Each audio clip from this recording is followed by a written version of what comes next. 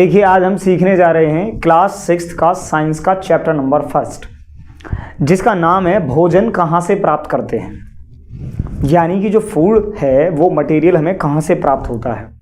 English में इसका title क्या है, food where does it come from. यानी कि वो भोजन जो हमें कहाँ कहाँ से प्राप्त हो रहा है, कहाँ से खा रहे हैं, क्या पौधों से मिल रहा है या किसी जीव से मिल रहा है, ये सब ओवरव्यू में इस चैप्टर में सीखेंगे।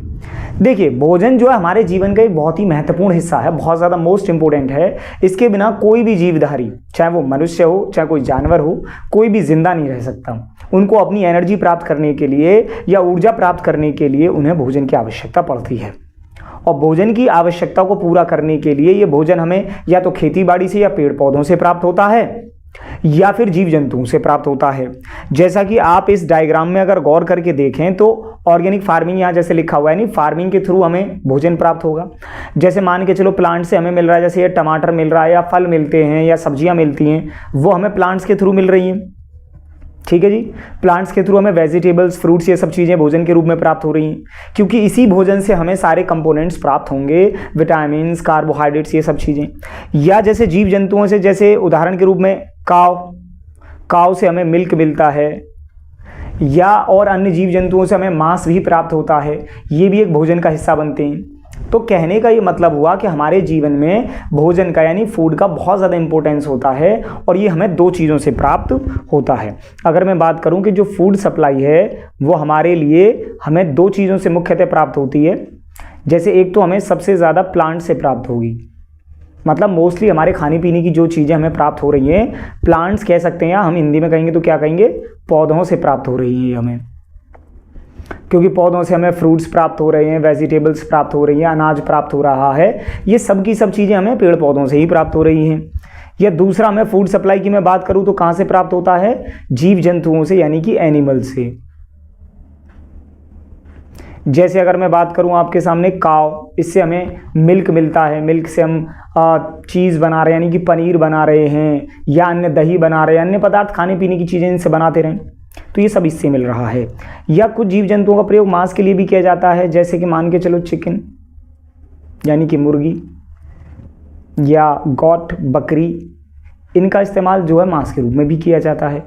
यानी कि प्लांट्स के थ्रू या एनिमल मतलब जानवरों के थ्रू हमें भोजन की प्राप्ति होती है। अब यहाँ पर हम ये देखेंगे कि जो हमारे ये चैप्टर 1 है इसमें क्या मोस्ट इंपॉर्टेंट पॉइंट्स हैं जिनको हम डेफिनेशन के थ्रू बहुत ही इजी लैंग्वेज में समझने वाले हैं। तो एक एक करके इसकी डेफिनेशन समझते हैं।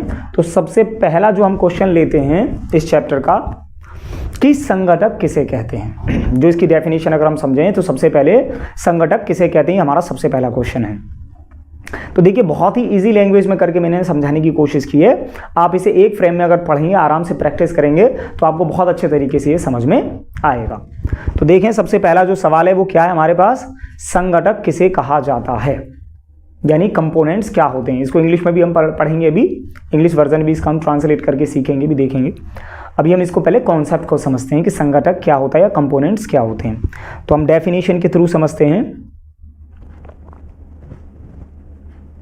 कि ऐसे पदार्थ, क्या ऐसे पदार्थ जो किसी अन्य पदार्थ को बनाने में मदद करें, ऐसे पदार्थ जो किसी भी एक अन्य पदार्थ को बनाने में मदद करते हैं उन्हें हम संगठक या कंपोनेंट्स कहते हैं। यानी ऐसा कोई भी पदार्थ जो अन्य प्रकार के पदार्थों को बनाने में मदद करे उसे हम संगठक या कंपोनेंट्स कहते हैं। जैसे उदाहरण के रूप में मान के चलिए चाय यानी कि टी। अब यहाँ पे देख रहे हैं चाय बनाने के लिए आप ज़रा गौर करें, देखो आप टी बनाना चाहते हैं तो चाय पत्ती चाहिए आपको, या अदर मटेरियल चाहिए, जैसे लौंग डाली है हमने, इलायची डाली है, इसमें दूध डाला है। ये सब चीज़ें क्या हैं, ये वो कंपोनेंट्स से संगठक हैं जो कि चाय को बनाने के लिए ज़रूरी हैं। तो हम देखेंगे यहाँ पर कि हमें चाय बनाने के लिए कुछ पदार्थों की खासम खास ज़रूरत होगी, जैसे दूध, मिल्क चाहिए हमें, चीनी चाहिए, चाय पत्ती चाहिए, इलायची चाहिए, या कोई और भी चीज़। यानी कि एक चाय बनाने के लिए हमें अलग अलग कंपोनेंट्स की ज़रूरत होती है, जैसे मिल्क या चाय पत्ती, या जो ये पेपर है ब्लैक पेपर, और ये लौंग है, ये अदरक है, ये इलायची है, ये सब कंपोनेंट्स मिलाकर के ही इसको बनाया जाए चाय को। दैट मीन्स ये सारी की सारी चीज़ें कंपोनेंट्स या संगठक कहलाएंगे। तो यानी कि एक पदार्थ को बनाने के लिए जिन जिन सामान की हमें ज़रूरत पड़ रही है वो क्या कहलाते हैं, संगठक या कंपोनेंट्स। ठीक है जी। अब किसी भी चीज़ को समझेंगे कि कोई भी चीज़ हम बना रहे हैं तो उसमें अदर मटेरियल की भी हमें ज़रूरत पड़ेगी। अब इस कंटेंट को हम अब इंग्लिश वर्जन में समझ लेते हैं एक बार। इंग्लिश वर्जन में क्वेश्चन क्या बनेगा हमारा, वही what is and components, and हटा दिए, व्हाट इज कंपोनेंट, मतलब कि संघटक क्या होते हैं। तो देखिए डेफिनेशन समझते हैं एक बार। सच सब्सटेंसेस, ऐसे सब्सटेंस या पदार्थ विच हेल्प इन मेकिंग, जो मदद करते हैं बनाने में, एनोदर सब्सटेंस, दूसरे पदार्थों को, यानी ऐसे सब्सटेंसेस जो कि दूसरे पदार्थों को बनाने में मदद करते हैं, आर कॉल्ड, उन्हें हम क्या कहते हैं, आर कॉल्ड कंपोनेंट्स। यानी ऐसे पदार्थ जो कि दूसरे पदार्थों को बनाने में मदद करते हैं, उन सभी पदार्थों को हम कंपोनेंट्स कहते हैं। जैसे एग्जाम्पल के बतौर अगर हम समझें, फॉर एग्जाम्पल मिल्क बनाने के लिए, टी बनाने के लिए, कंपोनेंट्स में अगर हम समझें कि एग्जाम्पल के बतौर मान लीजिए टी बनाने के लिए मुझे मिल्क चाहिए, शुगर चाहिए, टी लीव्स चाहिए यानी चाय की पत्ती चाहिए, तब जा करके needed to make a tea, तब जा करके टी यानी कि चाय बनेगी। तो चाय बनाने के लिए जैसे मुझे अलग अलग कंपोनेंट चाहिए, यहाँ भी हम समझ लेते हैं। जैसे ये हो गया मिल्क चाहिए मुझे, चाय की पत्ती चाहिए मुझे, अदर मटेरियल चाहिए जैसे कि ब्लैक पेपर का पार्ट है, और ये लौंग है, ये अदरक है, ये आपका इलायची है। ये सारे के सारे पार्टों को मिलाने से जो है हमारे मटेरियल्स बन के तैयार होगा, और वो मेनली चाय बन के तैयार होगी यानी टी बनी। और इसमें जो मटेरियल हमने मिलाए हैं उन सब पदार्थों को हम क्या कहेंगे, कंपोनेंट्स। तो इस तरीके से आपको ये बेसिक आइडिया समझ आया हो कि कंपोनेंट्स या संघटक क्या होते हैं। ऐसा कोई भी पदार्थ जो दूसरे पदार्थों को बनाने में मदद करे उसे हम संघटक कहते हैं। सो उम्मीद करता हूँ यहाँ तक का कॉन्सेप्ट जो आपको बहुत अच्छे ढंग से क्लियर हो गया। So thank you very much.